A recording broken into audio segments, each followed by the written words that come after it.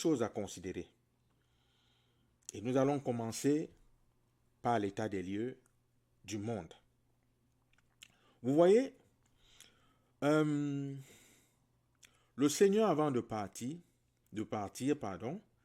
a établi sur les croyants des personnes qu'il a appelées et qu'il a oint d'une onction spéciale. Et qu'il continue d'appeler même dans ce sens avec ce genre d'onction. C'est ce que j'ai appelé les saints dons de ministère. Et ces personnes aident dans le corps du Christ comme à pouvoir bâtir le chrétien, édifier le chrétien, afin qu'ensemble nous puissions grandir et tendre vers l'image du Fils de Dieu, c'est-à-dire de Jésus. C'est très important de comprendre cela. Si je dis cela, nous remarquons que ici apparaît donc le chrétien et puis le dirigeant ou les dirigeants. Bon, maintenant, ces deux groupes de personnes constituent donc le corps qu'on appelle l'Église. Et nous savons tous que l'Église n'a jamais été un bâtiment. L'Église du Seigneur Jésus, c'est le corps des croyants, le corps de ceux qui croient au Seigneur Jésus-Christ. Ce sont eux qui constituent l'Église. Ce n'est donc pas un problème de dénomination, ce n'est pas un problème d'organisation, c'est un problème de croyance en Jésus-Christ. C'est un problème de nouvelle naissance. La Bible nous dit clairement que le Seigneur Jésus connaît ceux qui lui appartiennent. Et ceux qui appartiennent au Seigneur Jésus ont l'esprit de Jésus en eux et c'est au travers de cet esprit qu'ils peuvent crier au Père en disant « Abba, Père ». Ils le disent avec certitude.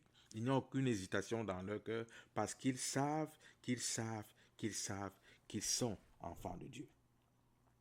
Ils n'ont pas besoin du témoignage d'une tierce personne pour leur confirmer cela parce qu'ils savent.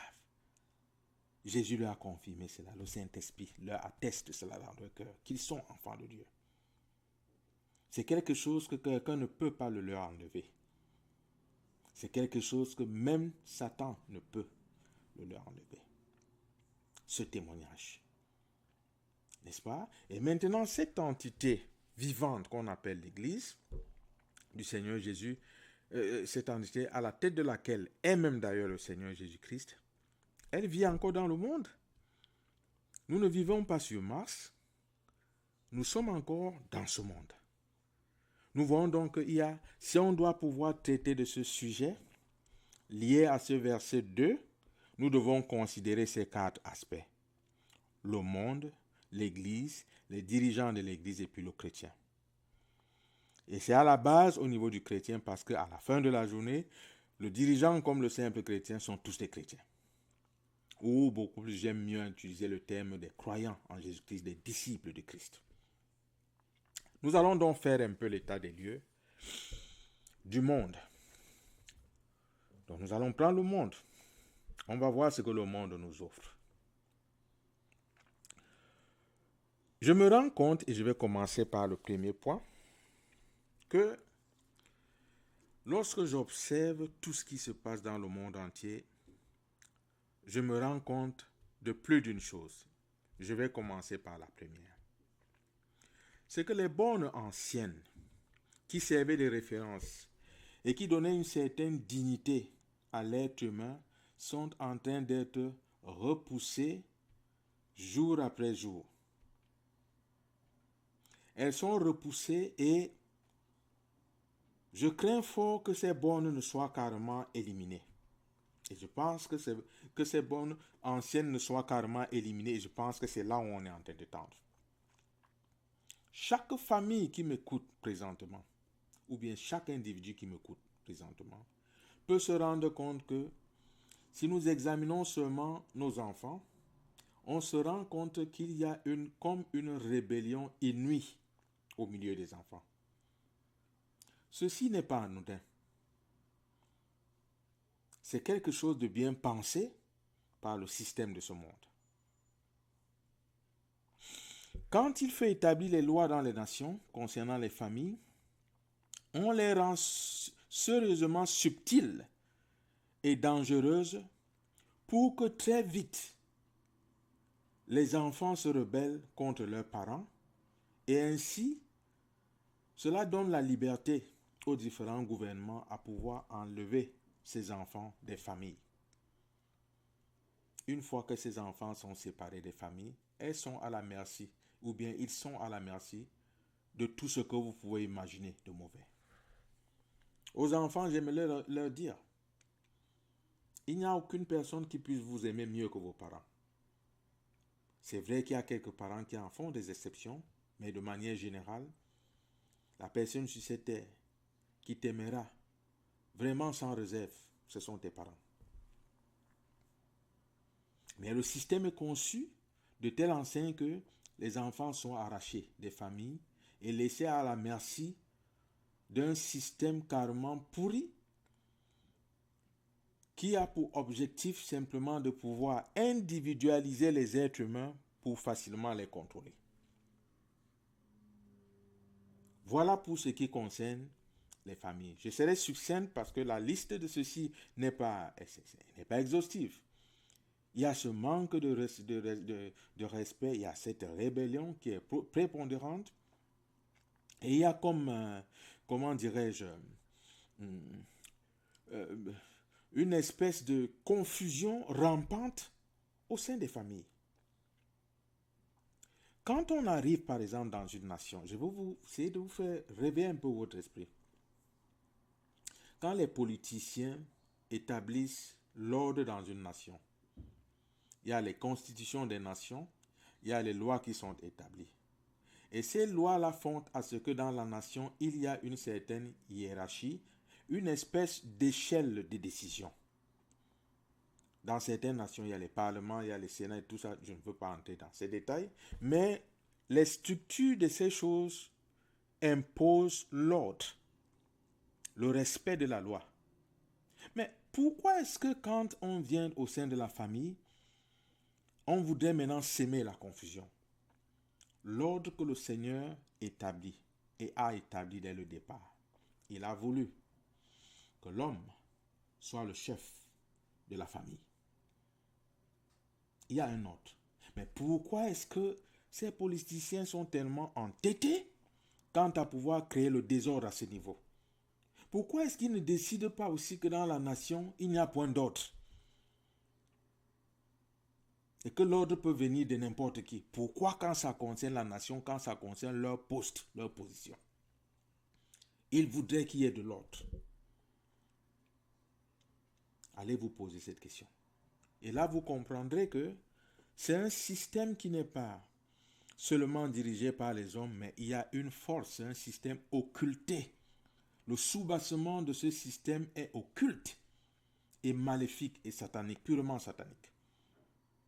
Tout ce qui fait des efforts pour pouvoir anéantir la structure de la famille est carrément satanique. Deuxième chose que je remarque au niveau de la déstructuration de la famille, c'est que, comme si cela ne suffisait pas que les hommes aillent après les hommes, que les femmes aillent après les femmes, nous sommes maintenant dans une société où l'être humain, ou bien l'homme de manière générique, est comme motivé à aller vers les animaux. La zoophilie commence à devenir quelque chose de normal. Et je sais que ça doit être même à la grande surprise de ces animaux, qui même dans leur instinct peuvent discerner que non, cette histoire-ci n'est pas claire. Les animaux peuvent se rendre compte. Ce que l'être humain est en train de faire contre la famille est horrible. Et c'est dans un tel système que l'Église doit pouvoir opérer. Comme je le disais, l'Église n'est pas hors de ce monde. L'Église est encore dans ce monde. Et je me dis que c'est parce que cette Église est encore là même d'ailleurs, qu'on a encore des bribes de lumière, qu'il y a encore un certain sens de l'humanité dans ce monde. Alors, deuxième chose,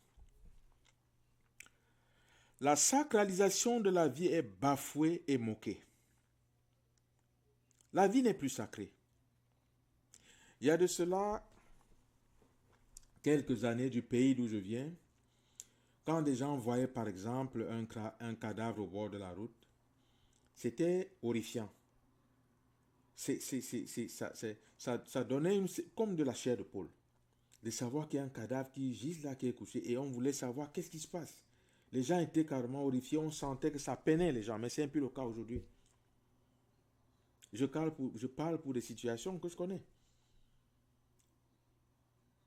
Que 1, 2, 3 cadavres soient étalés là, ça ne dit plus rien à personne, ça n'émeut plus personne. Au contraire, des gens sortent leur téléphone et font des vidéos et ont des vues sur les réseaux sociaux, c'est ça qui les intéresse.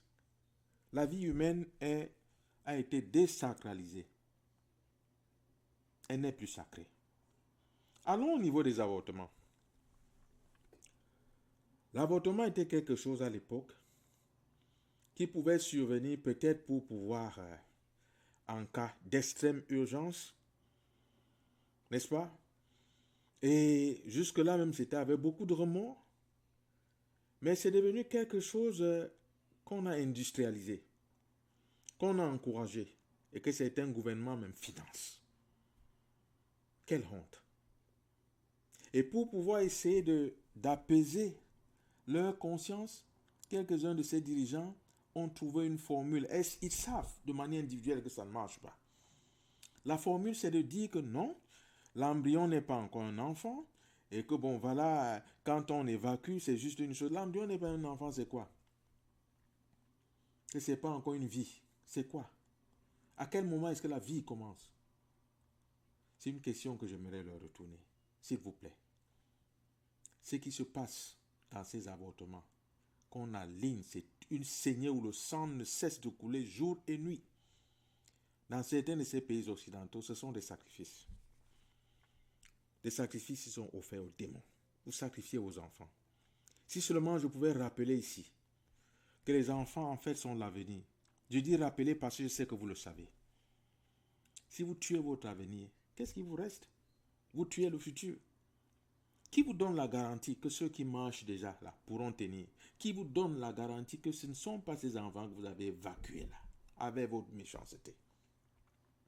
Qui devait prendre la relève? Donc il y a donc cela.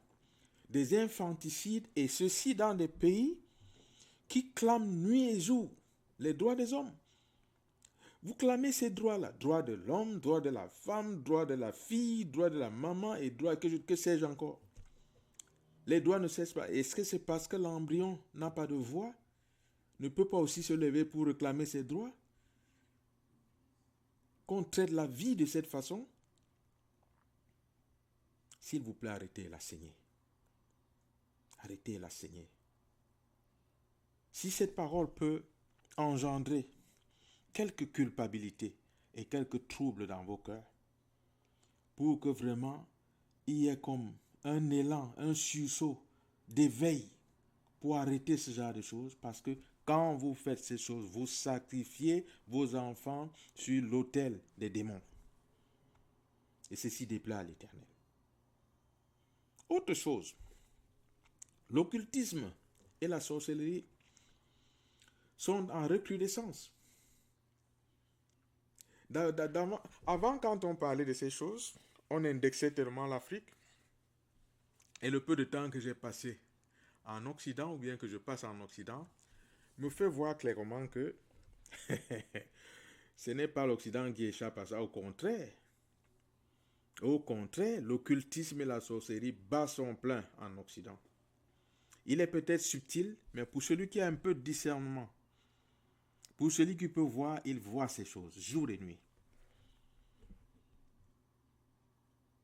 Combien de temples de Satan ont été célébrés ici, là, ouvertement? Un temple ouvert qui se proclame temple de Satan, ouvertement. Cela veut dire que s'il a été célébré ainsi ouvert, il a reçu l'autorisation du gouvernement. Et nous savons tous ce qui est attaché à cet homme fort, entre guillemets, qu'on appelle Satan. Mais les temples ont été ouverts, acclamés, célébrés. De grandes autorités y ont participé. Encouragez cela. Et vous vous étonnez que dans la nation, les jeunes gens, comme je vois très souvent dans la rue, soit carrément ancrée dans la drogue, ça vous étonne? La drogue est rampante.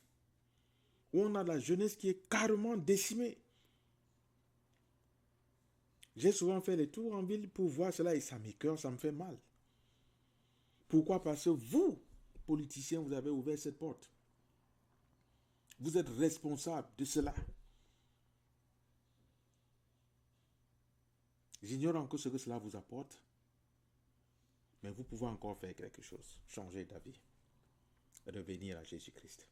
Et ceci, ce sont des pratiques occultes. Vous avez occulté cette jeunesse, occulté ces enfants. Je ne sais pas comment vous dormez, je ne sais pas comment vous arrivez à tenir avec cela, mais sachez que la responsabilité vous incombe. Pour ceux qui connaissent les chaînes de cartel et qui se taisent, je suis là ici en train de présenter notre société. Nous ne pouvons pas nous déroger de celle-ci. Il faudrait que nous puissions faire face à elle, faire face à ce que nous avons créé et voir comment nous vivons dans cela. Il me souvient il y a de cela quelques semaines, ou peut-être quelques mois, je suis allé faire quelques courses en ville et je revenais de là. Je me suis arrêté dans une station, les petites stations de bus, pour attendre l'autobus. Quelques minutes après, je me retourne, je vois une enfant, elle devait être dans les 13 ans, caucasienne. Elle était givrée, je ne sais pas s'il y avait 1% de son cerveau qui était encore, qui tenait encore, totalement givré.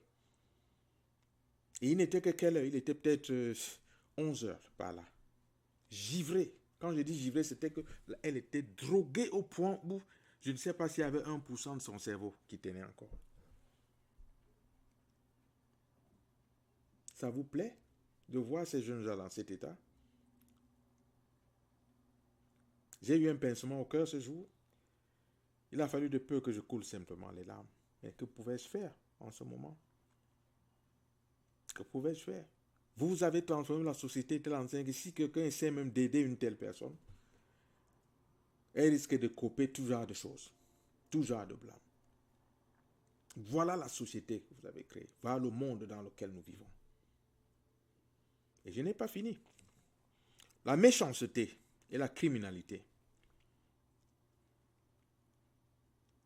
Je ne veux pas parler de ces jeunes gens qui se munissent, certains de revolvers, certains carrément de mitraillettes et vont dans des établissements scolaires pour commettre des carnages.